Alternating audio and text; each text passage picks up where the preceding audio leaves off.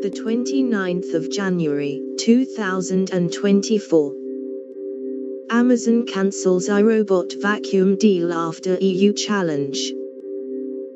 The maker of the Roomba vacuum maker announces mass layoffs as the planned takeover collapses.